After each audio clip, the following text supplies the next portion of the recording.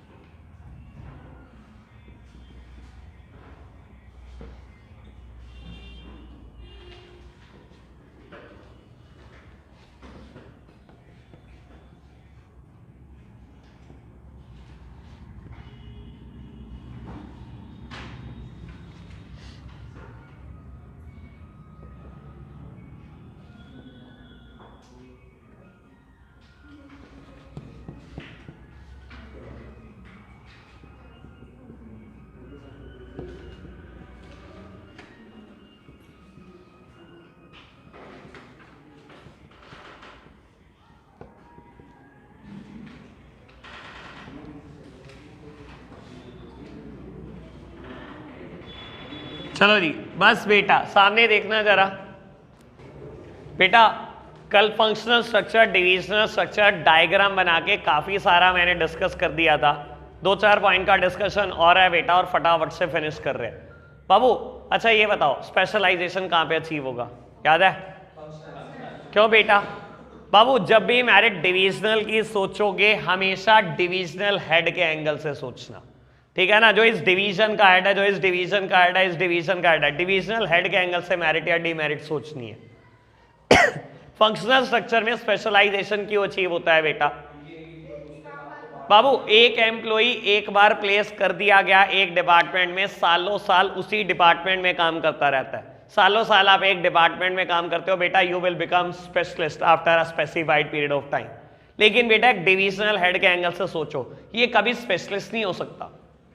इसको नॉलेज है अपने डिवीजन से रिलेटेड, प्रोडक्शन की, परचेज की, सेल्स की, मार्केटिंग की, अकाउंटिंग की, हर चीज की समझ हो सकती है आपको। लेकिन बेटा जब आप इतने सारे काम करते हो ना, तो स्पेशलाइजेशन कभी अचीव नहीं होता बेटा।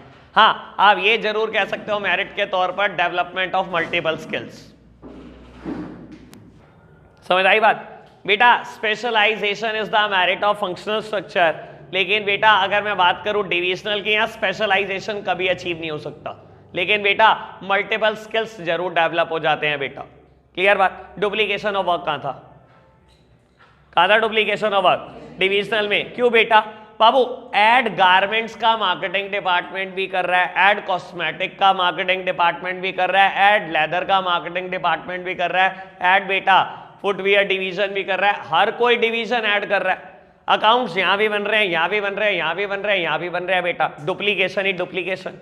यहाँ बेटा डुप्लीकेशन कभी नहीं होता, क्योंकि यहाँ डुप्लीकेशन होता है इसलिए बेटा ये महंगा भी पड़ता है। अब यहाँ पर भी अकाउंटिंग डिपार्टमेंट है, यहाँ पर भी है, हर डिवीजन में अकाउंटिंग डिपार्टमेंट है।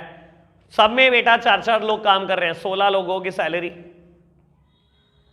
डुप्लीकेशन और वर्क के साथ साथ ये महंगा है। लेकिन हमेशा ध्यान रखना बेटा, फंक्शनल स्ट्रक्चर इकोनॉमिकल होता है, सस्ता होता है बेटा। क्लियर बात? अच्छा ट्रेनिंग देना कहां आसान होगा? क्यों बेटा?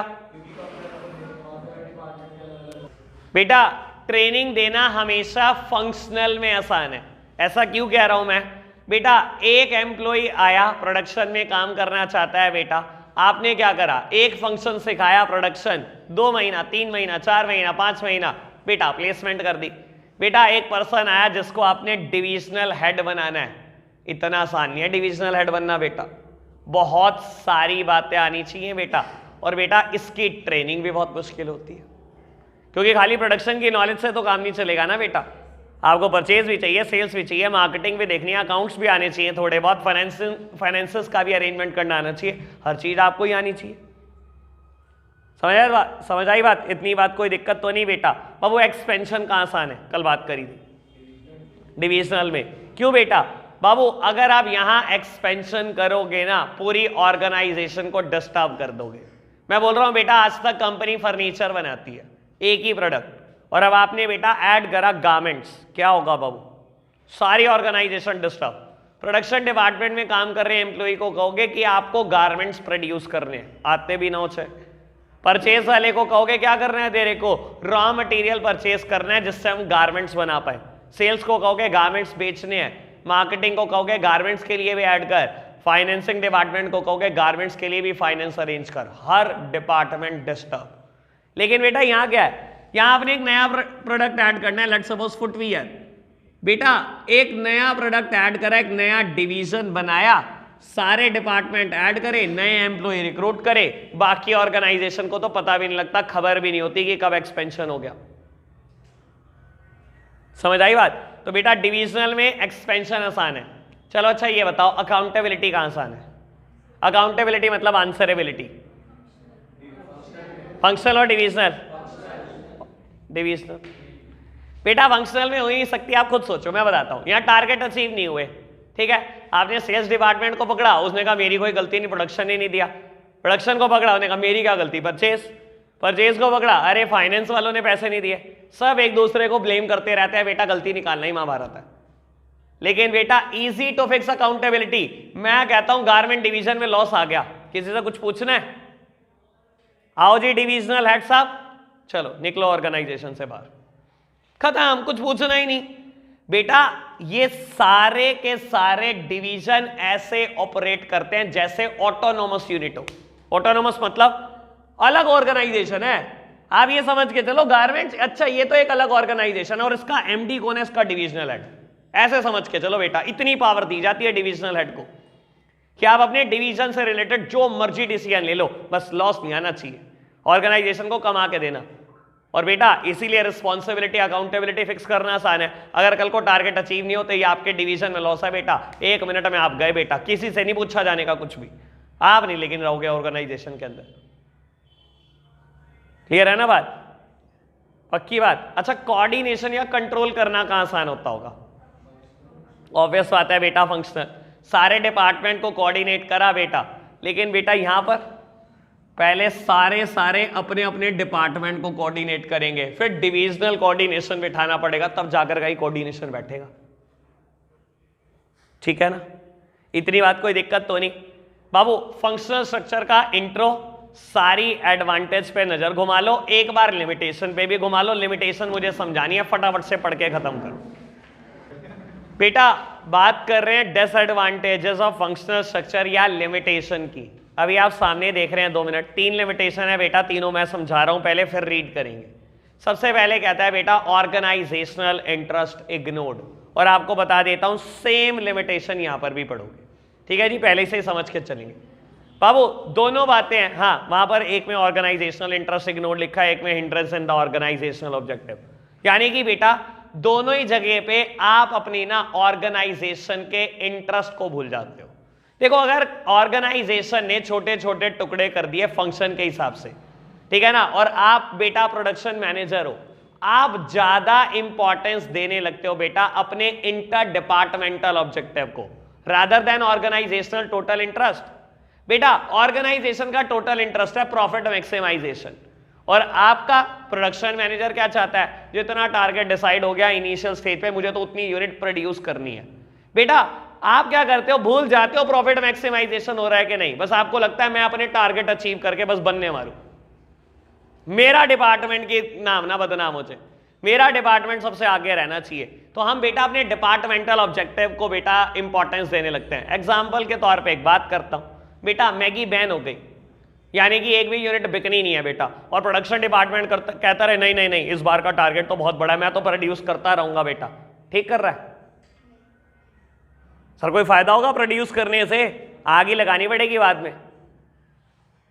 समझ आ रहा है बेटा बात? बाबू ऐसे ही डिविजनल स्ट्रक्चर में क्या होता है बेटा, आप अपने डिवीजन को इंपॉर्टेंस देने लगते हो, अपने डिविजनल ऑब्जेक्टिव को इंपॉर्टेंस देने लगते हो rather than organisational total interest. हम चाहते हैं मेरे डिवीजन में सबसे ज्यादा प्रॉफिट आ जाए, दूसरा डिवीजन चाहे लॉस मेकिंग हो जाए, मैं बस 5 करोड़ कमा लूं, चाहे बेटा यहां 20 करोड़ का लॉस हो जाए, क्या ऑर्गेनाइजेशन का टोटल इंटरेस्ट अचीव हो जाएगा बेटा? अगर आपके डिवीजन ने 5 करोड़ कमा भी लिए लेकिन दूसरे डिवीजन ने 20 करोड़ का नुकसान कर दिया। समझ आई आपको बेटा बात? ठीक है ना। आप सोचते पता है क्या हो बेटा, चल ये मेरा डिपार्टमेंट, ये मेरा डिवीजन, ठीक है ना, हम आइसोलेशन में काम करना शुरू कर देते हैं। हम सोचते हैं हम ऑर्गेनाइजेशन का पार्ट थोड़ी है, मेरे डिपार्टमेंट का ऑब्जेक्टिव है मैं आइसोलेशन में काम करूंगा, मेरे को अपना ऑब्जेक्टिव अचीव करना है। क्या कर रहे हैं बाकी डिपार्टमेंट, मुझे कोई लेना देना नहीं, ठीक है ना। और हर जगह होता ही है।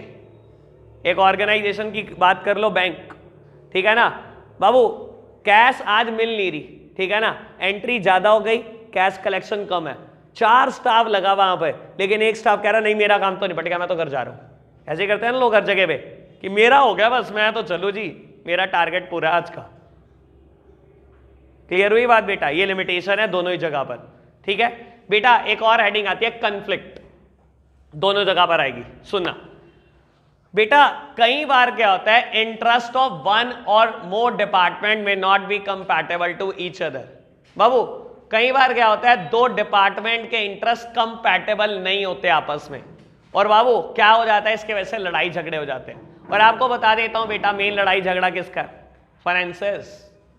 प्रोडक्शन डिपार्टमेंट कह रहा है फाइनेंस डिपार्टमेंट को, फाइनेंस डिपार्टमेंट पहले पैसे इस बार हमें देना, हमें ना मशीनरी खरीदनी है, पुरानी मशीनरी खराब हो रखी है। परचेज डिपार्टमेंट कह रहा है पहले पैसे मुझे दियो, मुझे रॉ मटेरियल खरीदना है, रॉ मटेरियल ही नहीं आएगा मशीन क्या करेगी। और बेटा मार्केटिंग डिपार्टमेंट कह रहा है पहले पैसा मुझे दियो, ऐड ही नहीं करेंगे तो बेचोगे क्या। सर इंटरेस्ट ऑफ वन और मोर डिपार्टमेंट में not be compatible to each other, और लड़ रहे हैं बेटा सारे फाइनेंसेस के लिए। और यही बात यहां पर आती है बेटा, डिविजन्स में भी यही प्रॉब्लम है बेटा, यहां पर भी कंफ्लिक्ट है। कंफ्लिक्ट किस चीज के बेटा, एक ही चीज का कंफ्लिक्ट हो सकता है बेटा, बस पैसे का ऑर्गेनाइजेशन में। कॉस्मेटिक डिवीजन कह रहा है लास्ट ईयर हम लॉस में थे, हमें पैसा दो ताकि हम कोप अप कर पाए, इस साल प्रॉफिट में आए। गारमेंट डिवीजन कह रहा है इकलौता डिवीजन था जिसने प्रॉफिट कमा के दिया, हमने कमा के दिया, हमें नहीं दोगे, पहला पैसा हमें दो, हम और एक्सपेंड करेंगे। सर लड़ रहे हैं, समझ में आया। यहां डिपार्टमेंट्स लड़ाई झगड़े करते हैं बेटा, यहां डिविजन्स लड़ाई झगड़े करते हैं, और लड़ाई झगड़े की वजह सिर्फ एक है बेटा, पैसा। क्लियर बात, समझ में आई। रीड करने से और क्लैरिटी हो जाएगी बेटा। थर्ड हेडिंग है इनफ्लेक्सिबिलिटी। ये अभी मेरिट डीमेरिट बता रहा हूं बेटा, फंक्शनल की, डिविजनल की एक और डीमेरिट है, से बाद में देखेंगे, ठीक है। फंक्शनल कंप्लीट करता हूं बेटा। यहां पर डीमेरिट लिखी गई है इनफ्लेक्सिबिलिटी। किस बात की इनफ्लेक्सिबिलिटी की बात हो रही है बेटा, दुनिया का सबसे मुश्किल काम है दूसरे की जॉब को अप्रिशिएट करना।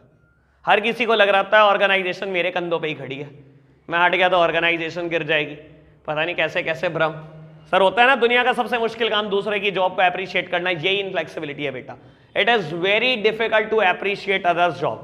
प्रोडक्शन डिपार्टमेंट परचेज को कहता है, बड़ा एक नैरो आउटलुक देता है बेटा, और बहुत छोटी नजरों से देखता है, अरे तेरा क्या काम है, साल के पहले दिन तुम रॉ मटेरियल परचेज कर देते हो, बैठे रहते हो पूरे 364 दिन खाली।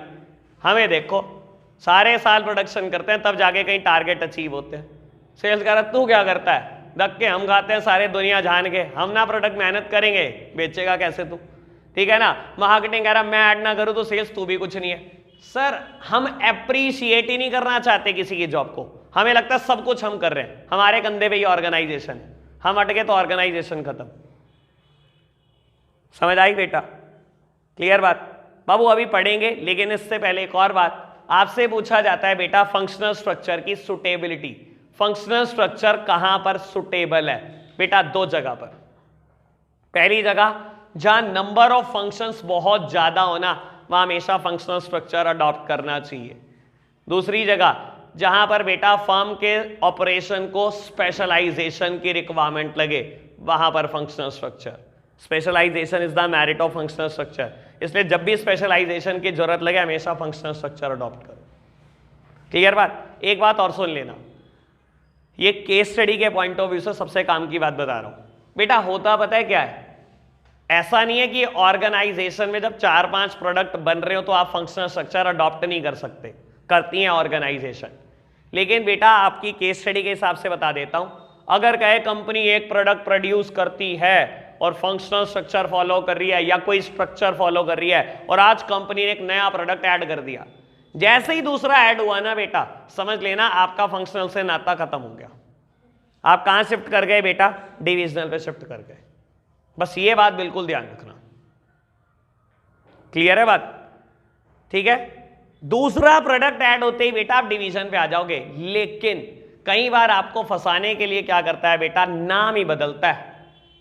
मतलब कहने का है, आपको बोला जाता है बेटा कंपनी क्या करती थी, कीज एंड लॉक्स बनाती थी, ठीक है, और आज कंपनी ने बाइक के लिए की एंड लॉक्स बनाने शुरू कर दिए। सर ये कोई दूसरा प्रोडक्ट नहीं है, वो फंसा देता है आपको। आप लिख देते हो डिविजनल जी दूसरा प्रोडक्ट है। सर क्या फर्क पड़ गया, दोनों की लोग हैं, दोनों का रॉ मटेरियल तो सेम ही होगा। जब सब कुछ सेम ही है बेटा फिर क्या रहेगी बात, क्लियर हो गई बात। फंसना नहीं बेटा, ध्यान रखना दूसरा प्रोडक्ट आते ही डिविजनल पे शिफ्ट करना है, लेकिन दूसरा प्रोडक्ट आराम से पढ़ लेना, वो पहले का ही नाम बदल बदल के दे देता है बेटा आपको, ठीक है जी। अब एक बार फटाफट से फंक्शनल पूरा पढ़ के बता दो जितना नहीं पढ़ा अब तक। बेटा डिविजनल स्ट्रक्चर में ऑलमोस्ट मैंने सारी बात पढ़ा दी होगी, इक्का दुक्का कोई बात रह गई है, ठीक है जी। बाबू एक बार मेरे को चारों मेरिट्स की हेडिंग बताना। डेवलपमेंट ऑफ स्किल्स की जगह मैंने हेडिंग कराई थी development of multiple skills, done. Accountability भी मैंने समझा दी। क्विक डिसीजन मेकिंग, इधर देखना, क्यों क्विक डिसीजन मेकिंग बेटा, क्योंकि हर डिवीजन ऐसे ऑपरेट करता है जैसे कि वो एक ऑटोनॉमस यूनिट हो।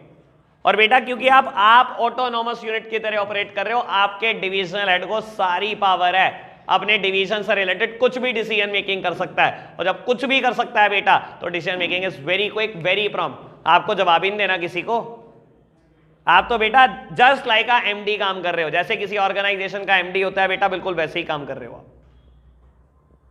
क्लियर बात, समझ आई बेटा। Fourth heading easy expansion, sir ये भी बता दिया मैंने, वहां पे लिखा हुआ है फुट पिया। डीमेरिट्स में बेटा दो, डुप्लीकेशन बता दिया, कॉन्फ्लिक्ट्स बता दिया, ऑर्गेनाइजेशनल इंटरेस्ट इग्नोर्ड बता दिया। चलो जी अब मैं बात कर लेता हूं सुटेबिलिटी की, फिर रीड कर लेना। बेटा डिविजनल स्ट्रक्चर कहां पर सुटेबल है, दो जगहों पर। सुनना बेटा, अगर ऑर्गेनाइजेशन में नंबर ऑफ प्रोडक्ट बहुत ज्यादा हो तो हमेशा ध्यान रखना डिविजनल। और यहां पर एक बात और बड़े समझने की है बेटा, अभी फंक्शनल में मैंने एक बात बताई थी सुटेबिलिटी में कि अगर नंबर ऑफ फंक्शन ज्यादा हो तो फंक्शनल, यहां मैं बोल रहा हूं नंबर ऑफ प्रोडक्ट ज्यादा हो तो डिविजनल। अगर दोनों ज्यादा हो तो सर दो प्रोडक्ट भी है ना और नंबर ऑफ फंक्शन 20 भी हैं, क्योंकि दूसरे प्रोडक्ट पे आ गए आप, आंसर डिविजनल ही आएगा। समझ आई बात आपको, ठीक है ना। दूसरा प्रोडक्ट आते ही सारी कहानी खत्म हो गई बेटा, डिवीजन पे आ गए आप, और कुछ नहीं आपको सोचना समझना, ठीक है जी। और दूसरी जगह कहां सुटेबल है बेटा, when organisation wants to employ more employ, wants to create more department, ऐसी जगह पर हमेशा डिविजनल स्ट्रक्चर सुटेबल होता है। सर ज़्यादा एम्प्लॉय यहीं काम कर सकते हैं, ज़्यादा डिपार्टमेंट यहीं हो सकते हैं बेटा, ऐसी जगहों के लिए बेटा हमेशा डिविजनल सुटेबल है। खत्म डिविजनल स्ट्रक्चर।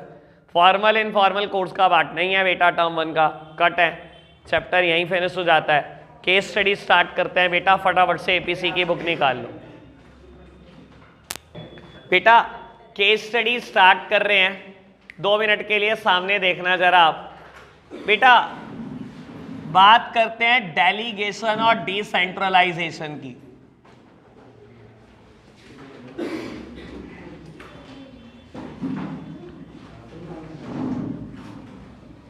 ऑर्गेनाइजिंग चैप्टर में बेटा सबसे पहला टॉपिक मैंने यही स्टार्ट किया था, delegation decentralisation.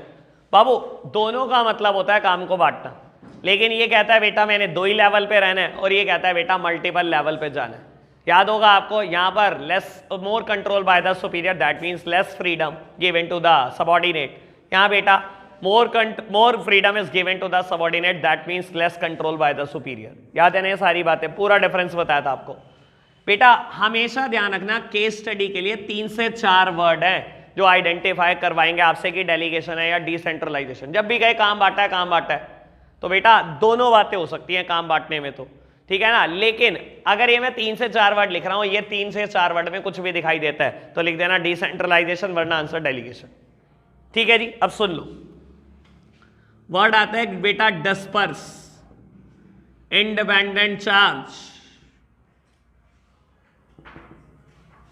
Autonomous plan, various levels, ये सब हिंट हो सकते हैं बेटा। लो जी मेरी तरफ देखना बेटा, आपको कहता है, वर्ड देता है डिस्पर्स। सुन लो इसका मतलब क्या होता है बेटा। डिस्पर्स का मतलब होता है बेटा distribution over a wide area. जब मैं काम को बांटता हूं बेटा ओवर अ वाइड एरिया, और आपको पता है बेटा डेलीगेशन कभी भी वाइड एरिया की बात नहीं करता। याद है, एक वर्ड याद करा देता हूं, मैं वर्ड बोलता था in delegation we multiplied by 2 and in decentralisation we multiplied by many. Decentralisation हम काम को मल्टीपल लेवल तक बांट देते हैं, लेकिन डेलीगेशन में बस 2 ही लेवल तक रहता है। और मैं क्या बोल रहा हूं, डिस्पर्स का मतलब क्या है बेटा, distribution over a wide area. बांटते चले जाओ वाइड एरिया में।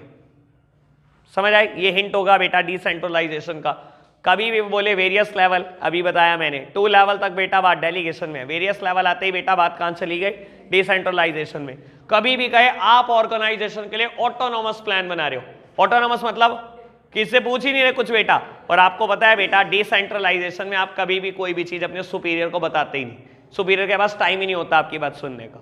और बेटा fourth one is independent charge. Independent charge मतलब आप बेटा पहले अपने सुपीरियर के अंडर काम करते थे, बी पहले अपने एक सुपीरियर ए के अंडर काम करता था बेटा, ठीक है ना। ए इसको थोड़ी थोड़ी पावर बांटता था, रूटीन वर्क करने को देता था। यहां पर बेटा डेलीगेशन हो रखा है। लेकिन बेटा ए ने एक नई फैक्ट्री बनाई और बेटा बी को इंडिपेंडेंट चार्ज दे दिया उस फैक्ट्री का। इंडिपेंडेंट मतलब अकेले संभालो, किसी को कुछ नहीं बताना, किसी कोई जवाब नहीं देना किसी को। सर जैसे ही आपको इंडिपेंडेंट चार्ज मिला, यानी कि बेटा जब आपके ऊपर कोई कंट्रोल करने वाला ही नहीं है, तो बेटा बात चल रही होगी डिसेंट्रलाइजेशन। ये 4 हिंट डिसेंट्रलाइजेशन के, कुछ ना है इनमें से लिखा, बस काम बटा है, और ये चारों में से कोई हिंट नहीं है, तो बेटा बात चलेगी डेलीगेशन की। सबसे मुश्किल केस स्टडी बेटा इस पूरे चैप्टर में बस यही हो सकती है, डेलीगेशन डिसेंट्रलाइजेशन की, बाकी सब इजी है। ठीक है जी, स्टार्ट कर रहे हैं केस स्टडी बेटा। ब्राउन कवर वाली book, page number 113, voltage fluctuation, ऐसे करके स्टार्ट है बेटा भाई। चलो जी बेटा, केस स्टडी नंबर 1 स्टार्ट कर रहे हैं। ए पार्ट रिक्वायरमेंट कहता है identify the organisation structure of Engard company, और बेटा बी पार्ट में कहता है 2 एडवांटेजेस और 2 लिमिटेशन बतानी है स्ट्रक्चर की। बेटा मेन काम तो क्या रह गया बेटा, आइडेंटिफिकेशन का। फंक्शनल है तो 2 एडवांटेज लिमिटेशन अभी पढ़ी है, और डिविजनल है तब भी पढ़ी है बेटा। मेन काम आइडेंटिफिकेशन का है आपका। अगर एक प्रोडक्ट बना रहे हैं तो कंपनी रहेगी बेटा फंक्शनल पे, और जैसे ही दूसरा आ जाएगा बेटा वैसे ही डिविजनल। 1 मिनट आपके पास है, आपने ही पढ़ना है, आपने ही बताना है, पढ़ो बेटा। First case study functional structure answer है, एक ही प्रोडक्ट बन रहा है stabiliser. Second case study formal informal की है बेटा, नहीं पढ़नी, रवि जैन वाली केस स्टडी, अभी टर्म 1 में कटा है बेटा ये। बेटा थर्ड केस स्टडी कविता घई, ये वाली केस स्टडी है बेटा रिक्वायरमेंट, मैं ही पढ़ रहा हूं बेटा पूरा केस। कहता है रिक्वायरमेंट में identify the concept followed by Kavita Ghai which help her to open the new branches of the restaurant. कौन से कंसेप्ट की वजह से बेटा कविता घई क्या कर रही है बेटा, एक नया रेस्टोरेंट खोल पा रही है। और मेरे को बोला जाता है 2 इंपॉर्टेंस के पॉइंट भी बता दो, सर ध्यान रख लेना। कहता है उसने एक नई ब्रांच खोल ली, ठीक है ना, किस कंसेप्ट की वजह से खोली बाबू, या तो कंसेप्ट ये है या बेटा कंसेप्ट ये है। ये चारों वर्ड दिख जाएं तो डिसेंट्रलाइजेशन, नहीं दिखे तो डेलीगेशन। पढ़ते चलना। कविता Ghai was the MD of a restaurant in Lucknow called Healthy Kitchen. The restaurant was doing well and the volume of work started increasing slowly and steadily. Kavita Ghai was not able to manage all the work on her own. The increasing magnitude of work made it impractical for her to handle it all by herself. Moreover, her objective is to open new branches of this restaurant at different places. पहले paragraph में क्या रहा है, उनका धंधा काम धंधा बहुत बढ़िया चल रहा है, और बेटा it is impractical for her to handle all work alone. आपको बताता हूं ये बहुत हद तक हिंट होता है वैसे डेलीगेशन का। क्या कह रहा है बेटा, अकेले उससे सारा काम संभल नहीं रहा। सर आपको याद है डेलीगेशन की शुरुआत ही मैं यहां से करता हूं। एक इंसान से सारा काम कभी नहीं संभल सकता, एक इंसान कभी ऑर्गेनाइजेशन अकेले नहीं चला सकता अपने दम पर, तो किसी एक्सटेंट पे काम बांटना पड़ता है बेटा, ठीक है ना। खैर पढ़ते चलो आगे।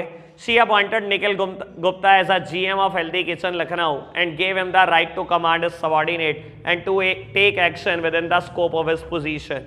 For smooth working of the restaurant, she gave him authority to hire and train the staff as per requirement.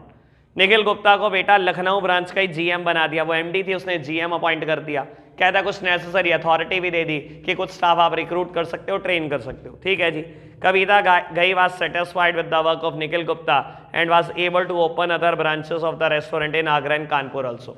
Sir कहीं पर ये चारों वर्ड नहीं है, बात क्या चल रही है, क्लियर ना. चलो जी बेटा फोर्थ केस स्टडी, अब ये सब बुक्स में है बेटा. बात चल रही है बेटा Aradhana and Gandharva are heads of 2 different department. ठीक है जी. सबसे पहले requirement from the above info identify the organisational structure adopted by Yamco and state any 3 advantages of the structure so identified. मुझे बेटा फंक्शनल स्ट्रक्चर या डिविजनल स्ट्रक्चर में से एक आइडेंटिफाई करना है और 3 एडवांटेज बतानी है बेटा. ठीक है जी. एडवांटेज तो डायरेक्ट होगी बेटा, आपको बेटा मेन फोकस आइडेंटिफिकेशन पे है. पहले आप पढ़ रहे हैं, आप आइडेंटिफाई करेंगे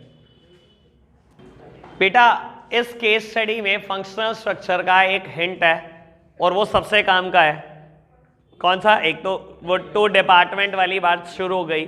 एक 5th लाइन देखना, often there are interdepartmental conflict. Sir conflict दोनों जगह की डिसएडवांटेज है, यहाँ की भी यहाँ की भी, लेकिन उसने खुद ही क्लियर कर दिया सब कुछ. इंटर डिपार्टमेंटल कन्फ्लिक्ट है, वर्ड बोल देता है इंटर डिविजनल तो बात वहां शिफ्ट कर जाती बेटा. ठीक है ना. चलो नेक्स्ट केस बेटा, अमन चड्डा स्टार्टेड अ बुल्सआई. मतलब उससे पहले एक और केस है बेटा, ह्यूमन रिसोर्स मैनेजर. बेटा ये स्टाफिंग का टॉपिक है, काट दो इसको. बाबू बात कर रहे हैं अमन चड्डा वाली केस स्टडी की. कहता है identify and briefly explain the concept used by Aman Chadha in the above case which helped him in focusing on objective. और बेटा 4 इंपॉर्टेंस लिखनी है. सर अगेन मुझसे कंसेप्ट पूछा, 4 एडवांटेज, या तो कंसेप्ट ये है या कंसेप्ट ये है. वर्ड पे बड़ा फोकस आपका होना चाहिए, पढ़ना आप शुरू करेंगे. सर केस में कहीं पर भी हिंट नहीं है डिसेंट्रलाइजेशन का एक भी, लेकिन डेलीगेशन जैसी बातें दिखाई फिर दी होंगी. 2nd पैराग्राफ की 2nd line, he found that the volume of work made it impractical for him to handle all the work by himself. एक इंसान अकेले सारे काम नहीं कर सकता बेटा, इसी वजह से जरूरत पड़ती है काम बांटने की. और यही बात 3rd पैराग्राफ में कहीं ना कहीं आती है बेटा. 3rd लाइन 3rd पैराग्राफ की, not only this Aman Chadha was also able to extend his area of operation. याद है बेटा मैं भी ऐसे समझाता था, अगर टॉप लेवल फ्री हो जाएगा from the burden of routine task, बेटा कहीं ना कहीं एक्सेल करेगा इनटू द न्यू अपॉर्चुनिटीज. ये एक्सेल करने की तो बात चल रही है, ठीक है ना. तो प्रॉपर हिंट दिए हुए हैं डेलीगेशन के बेटा, और डिसेंट्रलाइजेशन का कोई हिंट नहीं है. आज के लिए इतना ही रखते हैं बेटा, बाय बाय.